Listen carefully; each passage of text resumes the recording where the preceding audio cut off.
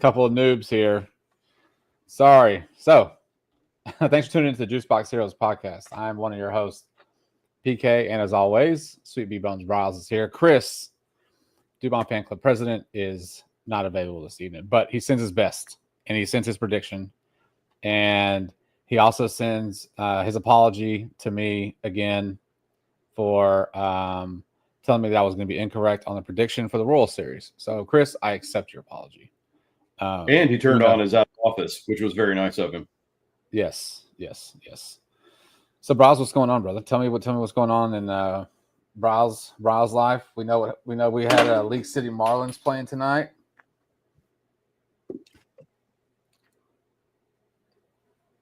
Yes, sir. Man, we were down to the last top 4 teams in the semifinals.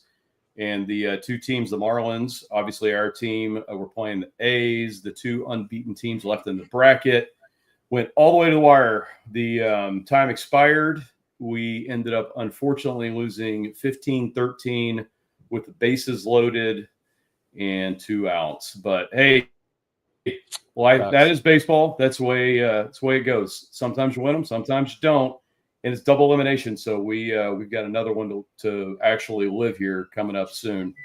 So, yeah, we got baseball Friday, hopefully Saturday and Monday. But other than that, man, yeah, it was great. I should have rode your train again on predictions, but nope. I was negative Nancy. I said 1 and 2. I was wrong, and I did say it was going to kind of hinge on who that TBD player was going to be on Wednesday, and I'm glad I'm wrong. So how about that? But anyway, PK, how have you been, buddy? What's going on? I'm good. Yeah, not as exciting as you guys on Thursday nights. It's the soccer practice. PK, you good? Yeah, you got me? Hello. Yeah. You got me. Okay. Yeah, sorry. Nothing exciting. So just soccer practice. But man, let's get into this Royal Series. So the Astros win 2-1, the series 2-1. Gusto pitches on what was that, Monday? That was Monday he pitched, right? Fromber on Tuesday, and then we had the debut of Colton Gordon on Wednesday. So I kind of want to work a little bit backwards because I want to talk about Colton Gordon and Chris called it on Sunday when we did our weekend wrap up. That TBD was going to be, or lined up to be Colton Gordon, and he was right. So kudos to him on that one. But I was actually kind of impressed with what I saw in the outing that he had. I mean, we heard about how aggressive he was around the plate, where he attacks the strike zone, and he did. I mean, he did. He was, he got caught a couple of times with the sweepers right over the middle of the plate, but I think overall you can, even though he didn't get the win, he takes a no decision, but he's still, I'm not saying he needs to come back. We need to run the 6-man rotation for the rest of the season. I think we're probably going to run it maybe for the next, 16 games, something like that. But I was pretty impressed with what I saw early, from Colton Gordon. So I'm curious what you think about it. PK, how many innings did he go? Do you remember? When did they finally pull him? I think it was like 4. But okay, I'm gonna look it up. While you're going. So if four's correct, then obviously he didn't get the quality start. But I mean, if you can still call it a quality start in my book, let's put it that way. So obviously we got the win on his Astros debut. That is absolutely fantastic. Mm-hmm. I mean, he had his family in attendance. He had other Sugarland Space Cowboys players in attendance, which I thought was awesome. So the way that their schedule lined up, they were able to come to the stadium and go watch the game, and they all showed up. I thought that was absolutely amazing. He got a ton of support from not only Houston, his family, and from the Space Cowboys, but he also got support from the Astros in the form of offense, which was really nice too. So we ended up winning that game 4-3. King ended up getting the win. Lorenzen, who apparently had been hitting the gym just a little too hard, ended up taking the loss. He's yoked. I know. Very, very big. I don't remember. dude, I do not remember him being jacked like that. Like I know who Lorenzen is, and I remember him. I do not remember him looking like he could double as a wrestler, on Monday Night Raw. So, but anyway, so yeah, we ended up getting the loss on Lorenzen, and then Hader came in, got the save. But to focus on Gordon, he looked really good, and all that hype that we heard from him in AAA and how well he's been doing and what he could actually do for this Astro staff. I'm telling you, it's going to translate, and it's going to look really good coming up soon. I don't know if he's exactly ready right now, but if he keeps pitching like this and they do send him down, I guarantee you he's going to come up again. This is not just going to be a cup of coffee for the season. You will see him again. Yeah, and he went 4 1/3. 4 1/3 and had 3 strikeouts. Yeah. I mean, like that. Look, he wasn't Blair Henley last year when he went out in his debut against the Rangers and got completely destroyed and only pitched a third of an inning. Right. So I think we're going to see a little bit more from this guy. And it's lefty, right? He's got. I mean, he's not throwing the ball up there 100 miles an hour, but he's got some control. And like I said, he peppers the strike zone. The sweeper kind of, I think he gave up a home run. I think he gave up a home run to Miguel Garcia, and it just floated right over the plate. I mean, right into him. He missed that one for sure. Yeah, destroyed. And it's like, okay, you can't be doing that up here, But the cool thing, like you mentioned, is as the game progressed, it was 3-1 at one point, kind of late kind of late. I believe Pena hit a bomb on that night. I'm pretty sure. I fell asleep for a minute, but I think he hit a bomb. Pena just, by the way, Pena's dude. Like Altuve should not be getting the leadoff spot back anytime soon. I mean, Pena's got that on lock. Totally agree. But we came from behind. We came from behind to win the game, right? And you go back to the night before, and you have Paredes in the bottom, in the 9th inning, telling the dugout, get the bubble gum ready. I'm about to send us home. And second pitch into that at bat, he parks it over in the Crawford boxes. So good home series, man. It was good to get that win, series win. I liked it. I mean, look, it was kind of a struggle to watch because of the frustrating part, because you see we weren't even touching Lorenzen. Like Lorenzen, the reason he pitched into the 8th inning. The reason he pitched into the 8th inning was because of his pitch count, and that was because we were up there we're hacking, and so. But as soon as he made one mistake. I forget what player it was, but he made one mistake that got us a double, and before you know it, we put a couple hits together, and then we end up chasing them, right? And then Hader comes in. He's now 10 for 10 on his saves and save opportunities this year. But overall, man, it was a great series. And now we're in Arlington right now. Let's see, it is 1-0 Texas in the top of the 7th. But Hunter Brown has been lights out.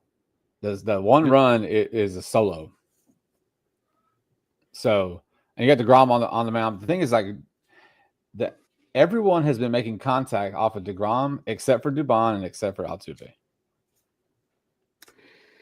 I hate to say it, but Altuve hasn't exactly looked good at the plate lately. He did start the season on fire, don't get me wrong. And he was maintaining a 300-plus batting average there for a while. But I don't know what kind of slump he's in right now, or if he's just trying to do too much, or if he's trying to put, the team on his back, or he just needs a day off. I don't know what it is. But he does not look like he's comfortable at the plate. He's reaching at a whole bunch of things. He's swinging at stuff outside of the zone, which, we've kind of seen that over the last 2-3 seasons. He's gonna have to get some patience. And, we've discussed this a number of times. I don't think Centrone, as a batting coach, is going out there and really trying to help him much. Now, I'm saying that as the armchair quarterback. I have no idea what these two guys are doing on their off days between the games. before the games when they're trying to get some cage work in, stuff like that. I don't know if he's saying like, hey, look, and bringing up the iPad and like, look, you've got a hole in your swing here. Your hands aren't coming through the zone here, or whatever the case may be. Or if he's just saying, hey, look, you're you've been in this for long enough. You're a veteran. You go figure it out. And I really hope that's not the case. But it seems like he's making the same mistakes over and over again. And I really hope this gets corrected soon. We've got enough eligible second basemen and outfielders on this team right now to where he could easily take a day off, and I don't think it would really hurt us. So let's see what Altuve can do coming up soon. But I did want to focus also on Pena. Man, that dude, just like you said, PK, he's been on fire. He is going to take that leadoff position and never give it away. He was my pick for comeback player of the year on the Astros. I think it was definitely due for him after he had a little bit of a slump coming off the playoffs in 2022. So it's good to see him and his bat back to the form that we all really wanted from him. And then let's hopefully these guys are going to be able to get this offense moving again like we're used to seeing. And I'm really glad you were talking about Isaac Paredes hitting that walk-off, because that was awesome. That is exactly what the Astros need.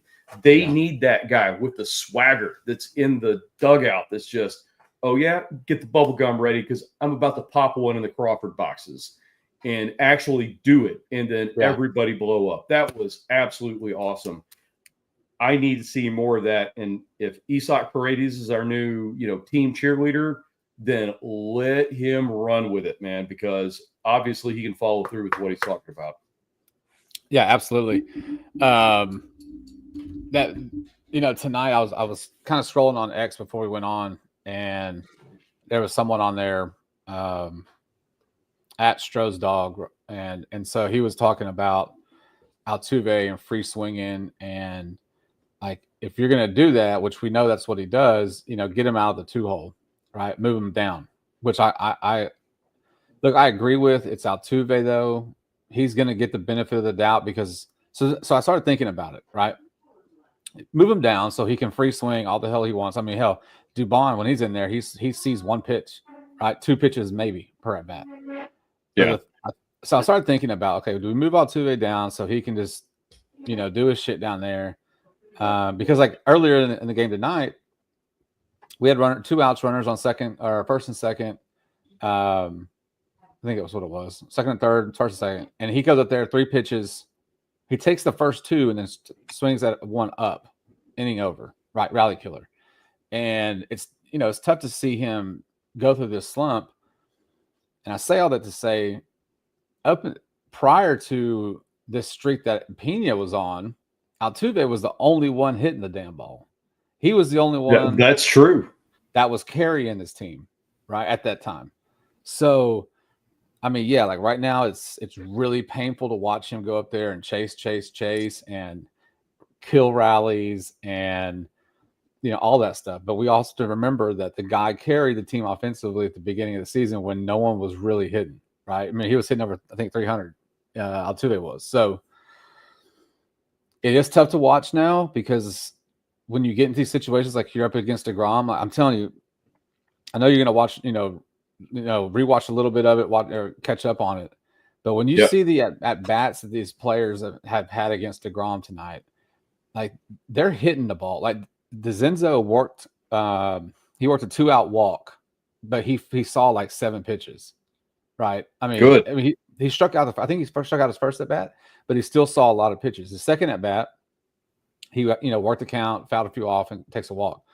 They're having really good at bats, and there's at least twice prior to me getting on tonight where we had runners on first and second, 2 outs, little rally going, and either it was Walker ending a rally, and then definitely Altuve.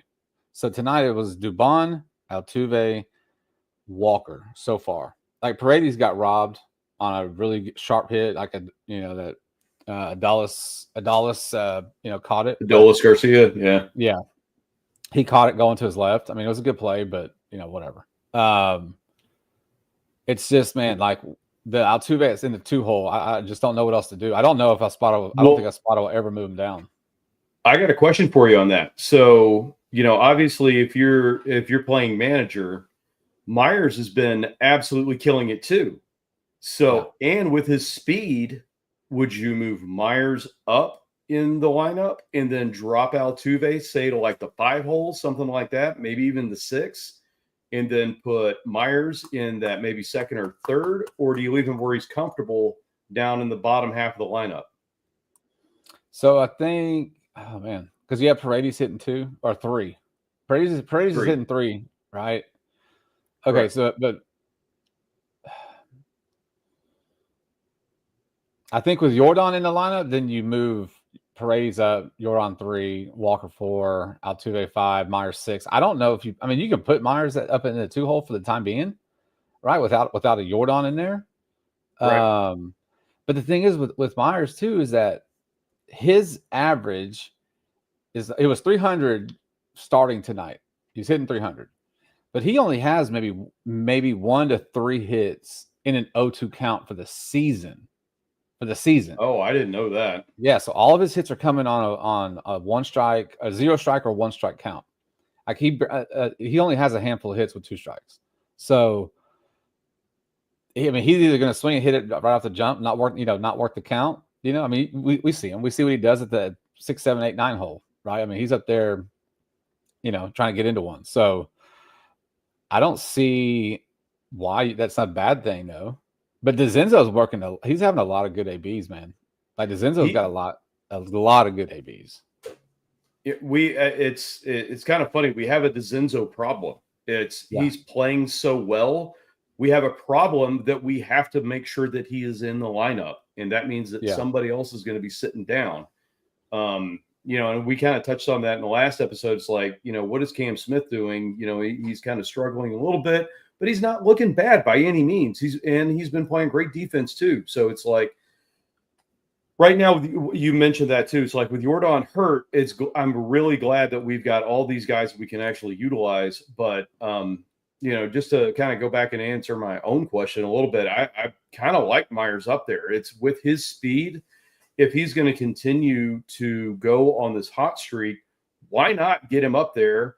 And even some of these grounders that he hits in the outfield, like if he hits a chopper, up the middle, it's going to get fielded, but there's a good chance he's going to be able to run it out. So I really like the idea of possibly moving him up, moving Altuve down. But the only thing that I do see in that is what is that going to do to Altuve moving forward? And it's like, is that going to kill his confidence? Is that going to kill, some of his like leadership or whatever on the team? I don't think it will, but I'm just saying temporarily while we've got things kind of rolling the way they are, I like where your head's at and kind of changing the lineup a little bit or the possibility of at least moving something around. Yeah, I think if Espada actually asked Altuve to move down in the lineup, I really don't think Altuve would bitch and moan. The dude. No, I don't think he would at all. It'd be about the team or what's going to help the team win and be more consistent. And thank God we have a player like that. It's look, he's in a slump right now. Again, I remind everybody, hey, he was carrying this team at the beginning. He's in a slump. Right? For sure. It's May the 15th, for God's sake. They've been playing for like 6 weeks. It's tough to watch. Don't get me wrong, but he's going to come back around. He's going to beat Altuve that we've remembered. When you watched it, he made a really good freaking catch going backwards, like 65 feet, I think is what they said, going backwards. He was on his horse. And so he's not killing you in the outfield. He's got a weak arm. I think he's like, I saw a couple of weeks ago where he has enough innings playing left field that they can actually rate him, as far as like left fielders are concerned. Yeah. Well, just their rating, right?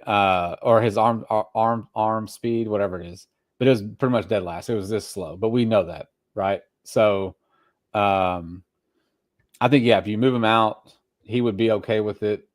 Move him down so he gets a little bit, get a little bit of a little bit of confidence, get some base knocks, see what Jake does up there in number 2. I don't ever see it happening, but it'd be interesting to see. The other thing, man, is that Cam Smith, Like, what are we doing with that guy? He's on just riding the pine.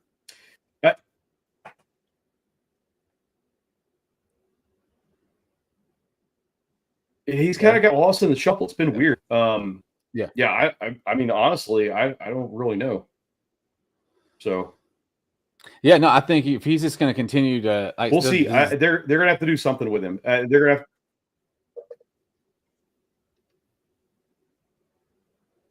Go ahead. No, I was just say, like, with Zenzo playing the way he is and getting the at bats that he's getting and the quality at bats that he has, you have to keep putting Zenzo in the outfield and in the plate.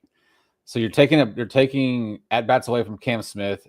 He turned into like a Loper Fido type for last season, where he came up, played one game, sits down for 2 or 3, and then you're just kind of wasting him. So send him down to AAA, let him get some ABs, everyday playing time, so he can develop.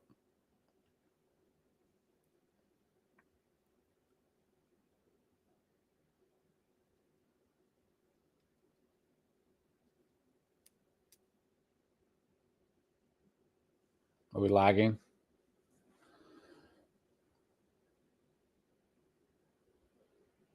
Sweet. Yeah, I'm getting a little bit alone here. Sorry, guys.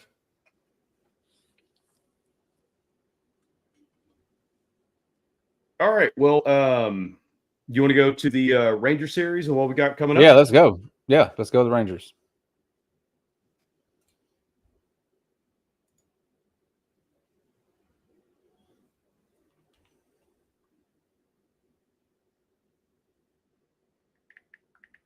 PK, are you there, buddy? Yeah, I'm here. Oh, okay. Yeah, I don't know where the lag's coming from, but anyway, sorry guys. Wherever that end is coming from, but anyway, I was going to say, did you want to jump into the Ranger series and predictions and everything we got? Yeah, let's go. Yes. All right, so here's what I got coming up. I've got for the Friday game, we've got LMJ. We know he's coming off a rough start. He's on one with a 15.75 ERA against Evaldi, who's 4-2 with a 1.78 ERA, surprisingly. Saturday, we've got Blanco 3-3 with a 4.4 ERA against Malley, who's 4-1 with a 1.47 ERA. Another big surprise. And then Sunday, we've got our favorite pitcher, TB, against Jack Leiter, 3-2, 4.43 ERA. So we got rough sledding ahead for Friday and Saturday for sure. And then when we kind of get a little bit of a break in the pitching and actually can get something done, we've got a TBD again. So I don't know if it's going to be Gordon again. Obviously, Chris is not here to give us the updates on our Space Cowboys and who they might be throwing up in their rotation, but we'll see. And, while I've got the mic, I'll just go ahead and start out.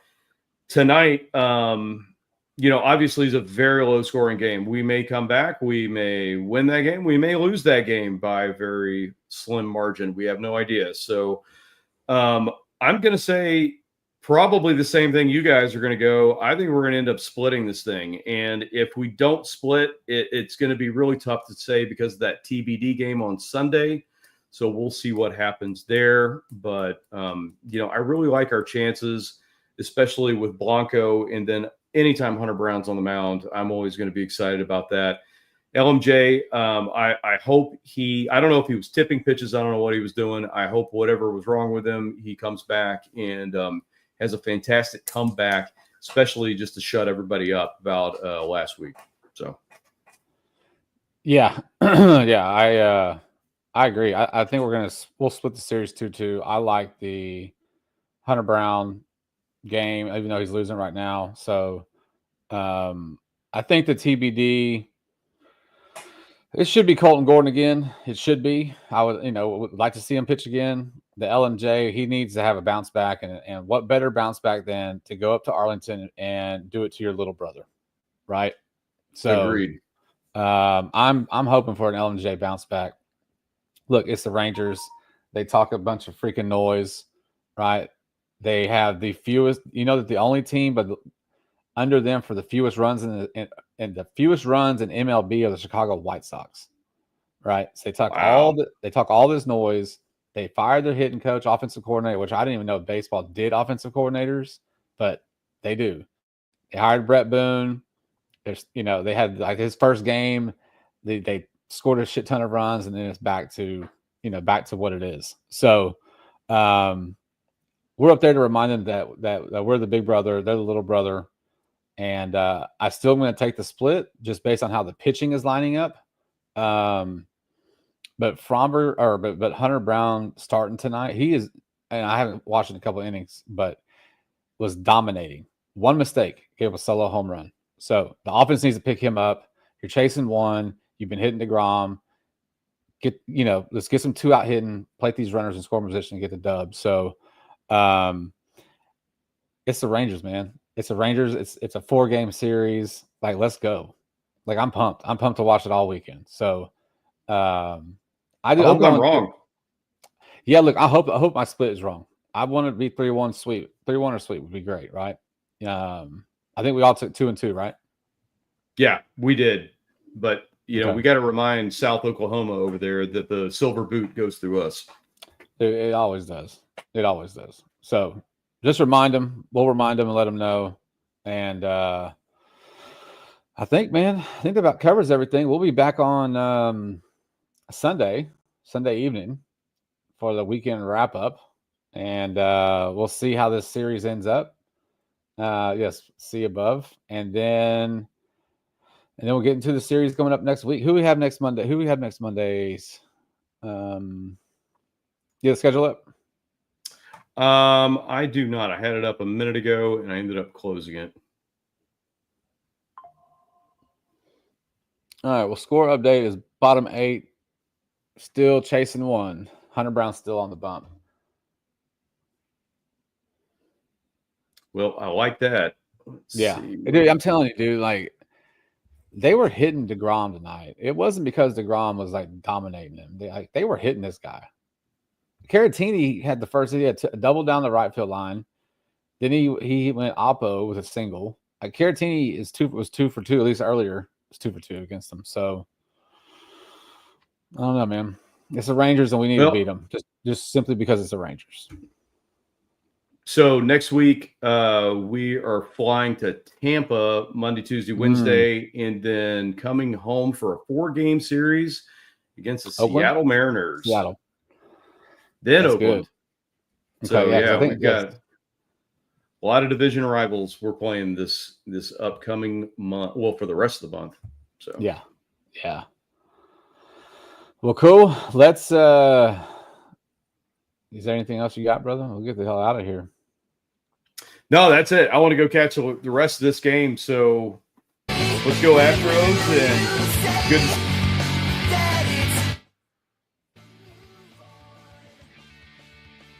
It's a lot harder than to figure out what the hell is what. There's buttons to push, man. Don't worry about it. It's a lot of buttons to push. But anyways, go catch the rest of the game. It's gonna be a good finish, man. Hunter's still on the bump, so we got to get this guy the dub. And we'll take this game 1 of the series. We'll be back on Sunday. The real man behind the glass, Chris, will be here working the buttons so that it looks like an actual podcast. But until then, I'm PK. That's Bryles. And this is the Juice Box Heroes. Welcome. Yes, sir. Yes. I think they were losing earlier tonight, by the way. I didn't see it yet. All right. I'm going to go catch the rest of that game, and then it's hockey time. Yep.